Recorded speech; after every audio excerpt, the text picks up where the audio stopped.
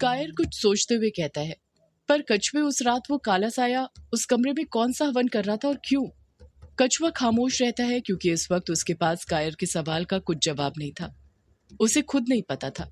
कायर और कछुआ कुछ सोच पाते कि उस रात वो काला साया रूम नंबर 666 के अंदर कौन सा हवन कर रहा था। उससे पहले ही उनका ध्यान फिर तारा की आवाज पर चले जाता है। तारा के मंत्र पढ़ने की आवाज सुनाई देती है। सृष्टि स्थिति विनाशानाम शक्तिभूते सनातनी गुणाश्रय गुणमय नारायणी नमो अस्तुते ते। जैसे इस बार कछुआ के कानों में ये मंत्र की आवाज पड़ती है, कछुआ तुरंत कुर्सी पर से उठ जाता है। कायर पूछता है, क्या हुआ? तू एकदम से उठ क्यों गया कछुआ? कछुआ कुछ जवाब नहीं देता है, बल्कि सीधे जाकर तारा के पास बैठ जाता है। तारा बड़े प्यार से मंत्र पढ़ते हुए अपनी कॉपी में कुछ लिखते जा रही थी। जब कछुआ तारा की कॉपी की तरफ अपनी नजर करता है तो देखता है कि तारा अपनी कॉपी में वही मंत्र बार बार लिख रही थी जो इस वक्त वो दोहरा रही थी। तारा ने काले पेन से लगभग पूरे पेज भर कर यही मंत्र बार बार लिखा हुआ था और वो पेज भरने ही वाला था।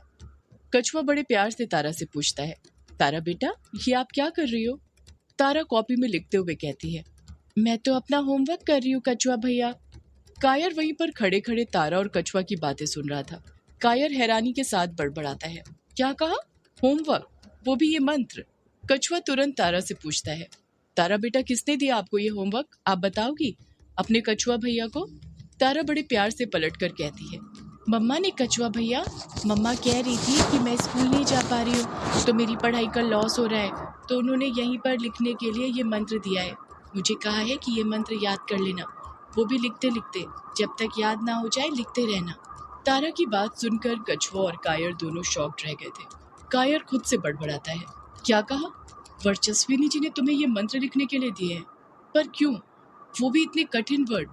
इतनी सी बच्ची से कोई इतने कठिन शब्द याद करवाता है क्या? कछुआ एकटक नजर से कॉपी पर लिखे उसी मंत्र को देखे जा रहा था जिसे तारा ने सुंदर अक्षरों में लिखा हुआ था कि तभी वो तारा के पास से बड़बड़ाते हुए उठता है, मुझे पता चल गया, अब मेरे समझ आ रहा है, मुझे पता चल गया। कायर मुंह बनाते हुए कहता है, अब तुझे क्या हो गया? क्या पता चल गया तुझे? तारा वापस से मंत्र पढ़ते हुए मंत्र कॉपी में लिखने लग जाती है। कछुआ तारा से कुछ दूरी पर आ जाता है और उसके पीछे पीछे कायर भी, ताकि तारा उन दोनों के बीच की बातें न सुन सके। कछुआ खोए हुए अंदाज में अभी भी खुद से बड़बड़ा रहा था, अब मेरे समझ आ रहा है, सब पता चल गया मुझे। कायर कछुए पर चिढ़ते हुए कहता है, अभी क्या पता चल गया तुझे? मुझे बताएगा भी या ऐसे ही पागलों की तरह खुद से बातें करता रहेगा? कछुआ कायर से कहता है, तुझे पता है तारा कौन सा मंत्र दोहरा है? तुझे पता है तारा कौन सा मंत्र दोहरा रही है? कायर कहता है, मुझे क्या पता होगा, सौदाया तू है, मैं नहीं, जो मुझे मंत्रों के बारे में नॉलेज होगी। कछुआ कहता है, तारा कुंडलिनी शक्ति जागृत मंत्र दोहरा रही है। कायर मुंह बनाते हुए कहता है, ये कौन सा मंत्र है? कछुआ जवाब देता है, ये मंत्र कोई तब पढ़ता है जब उसे उसके अंदर की शक्ति जागृत करनी हो। तू कुछ समझा? कायर बेवकूफ की तरह ना में अपना सिर हिला देता है। कछुआ कहता है, मतलब ये हुआ कि तारा इस मंत्र के द्वारा अपने अंदर की शक्तियों को जागृत कर रही है और ये मंत्र वर्चू ने तारा को लिखने के लिए दिया है। और तुझे पता है ना वर्चू किसके वश में है? कायर तुरंत बोल पड़ता है, उस काले साए के। कछुआ हामी भरते हुए कहता है, बिल्कुल सही कहा तूने, और उस अमावस्या की रात भी काला साया यही मंत्र बड़बड़ा रहा था हवन करते वक्त। इसका मतलब वो काला साया भी अपनी शक्तियां जागृत करने के लिए उस रात हवन कर रहा था। और तूने नोटिस किया, जब उसकी शक्तियां जागृत हो गई उसके कुछ महीनों के बाद ही तो तुझे वो काला साया दिखाई दिया था ना? कायर डर से कुछ नहीं कह पाता, बस फुर्ती के साथ 3-4 बार हाँ में अपना सिर हिलाता है। कछुआ अपनी बात आगे जारी रखते हुए कहता है, मुझे तो लगता है उस काले साए को जरूर पता चल गया होगा कि तारा कोई नॉर्मल लड़की नहीं है, उसके अंदर भी शक्तियां हैं, तभी उसने वर्चू को अपने वश में किया होगा और उसे मकसद दिया होगा कि तारा की शक्तियां जागृत करे ताकि वो काला साया तारा की शक्तियां हथिया सके। मुझे ये तो नहीं पता कि तारा के अंदर कौन सी शक्तियां हैं, पर इतना पता है कि उसके अंदर जो भी शक्ति है उसी को हासिल करने के लिए उस काले साए ने वर्चू को अपने वश में किया है। कछुए की बातें सुनकर कायर हैरान हो गया था। वो बड़ी बड़ी आंखें करके उसे घूरने लग जाता है। कछुआ मुंह बनाते हुए कहता है, ऐसे क्या घूर रहा है? कायर कछुए को एकटक नजर से देखते हुए ही जवाब देता है, देख रहा हूं कि तू कितना होशियार हो गया है, सौदाया बनने से दिमाग भी तेज हो जाता है क्या? कछुआ कुछ घबराते हुए कहता है, कि मजाक का वक्त नहीं है कायर, तुझे जरा भी अंदाजा नहीं है, अगर मकसद पूरा नहीं हुआ तो क्या हो जाएगा? कायर सीरियस होते हुए कहता है, क्या हो जाएगा कछुआ? कछुआ डरते हुए कहता है, अगर मकसद पूरा नहीं हुआ तो वो काला साया अपनी छाया के जरिए वर्चू को। इतना कहकर कछुआ खुद चुप हो जाता है। कछुए के चेहरे के एक्सप्रेशन देखकर कायर समझ गया था कि कछुआ इसके आगे क्या बोलने वाला था। कछुआ डरते हुए कहता है, कायर, मैं वर्चू को ऐसे नहीं छोड़ सकता। हमें वो वशीकरण तोड़ना होगा कायर, हमें वर्चू को बचाना होगा। कायर कछुए के एकदम नजदीक जाकर कहता है, हमें नहीं कछुआ, तुझे। जैसे ही कायर ये बात बोलता है, कछुआ एकदम से खामोश हो जाता है। उसे कायर से कतई ये उम्मीद नहीं थी कि वो उसे ऐसा जवाब देगा। कायर अपनी बात आगे जारी रखते हुए कहता है, सौदाया मैं नहीं तू है कछुए, वर्चस्विनी जी को सिर्फ तू ही बचा सकता है।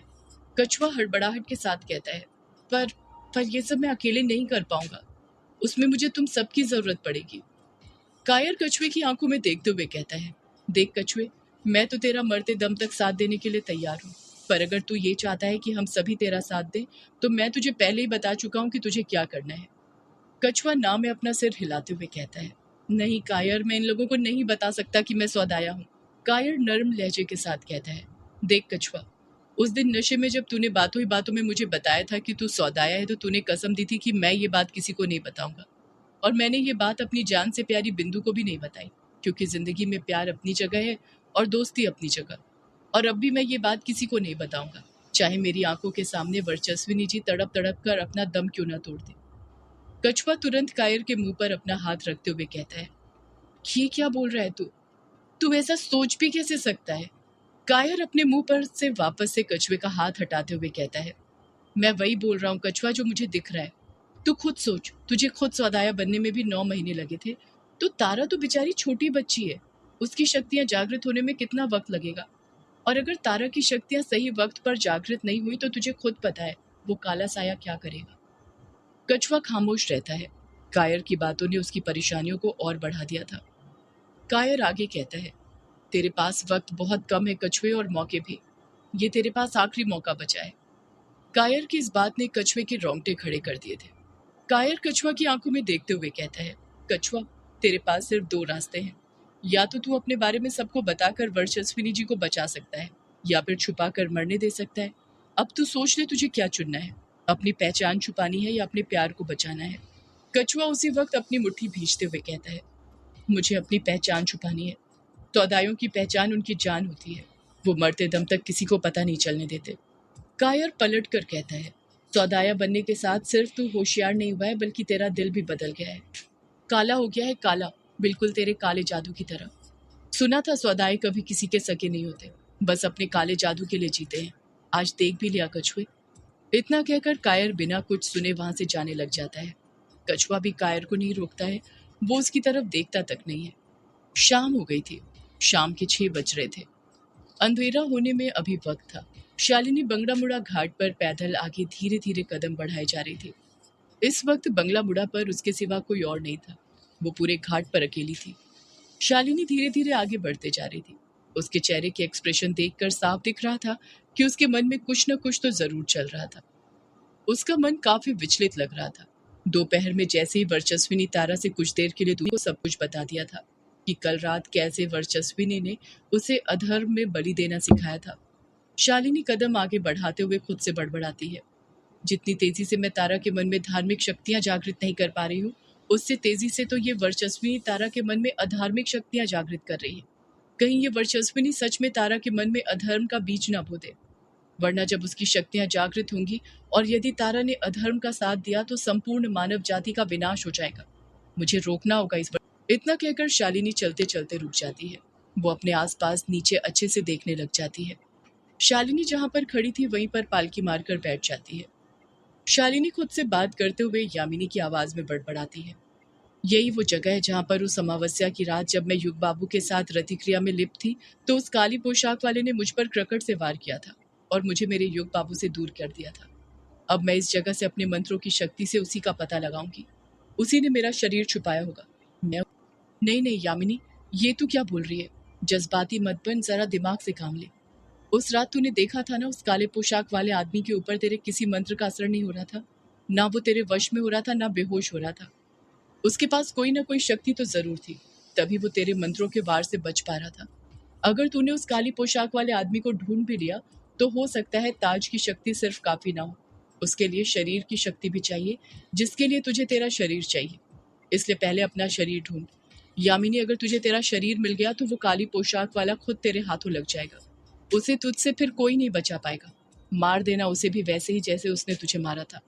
इतना कहकर शालिनी गुस्से से अपने दोनों हाथों में उसके आसपास पड़ी रेत को भींच लेती है।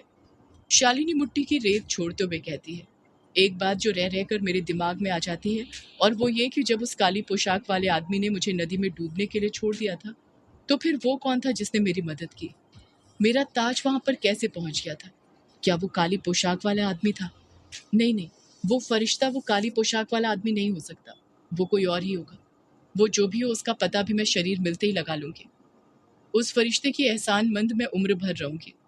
अगर वो नहीं होता तो मैं तारा को कभी उस मायाधारी के हाथों नहीं बचा पाती और ना ही उसका अंत कर पाती। शालिनी खुद से बातें करके खुद को हौसला दे रही थी कि तभी उसकी नजर आसमान पर पड़ती है और वो देखती है जिस तरह उसके हाथों से रेत फिसल रही थी। ठीक उसी तरह शालिनी उसी वक्त अपने दोनों हाथ जोड़ लेती है और मन ही मन मंत्रों का जाप करने लग जाती है। जैसे जैसे शालिनी मंत्रों का जाप करते जा रही थी, वातावरण में एक अलग ही शांति बनते जा रही थी। देखते ही देखते वो नदी जो उसके पास बह रही थी, अब उसे उसकी आवाज भी सुनाई नहीं दे रही थी। उसे बस उसके मंत्रों की आवाज सुनाई दे रही थी, जिसका वो इस वक्त जाप कर रही थी।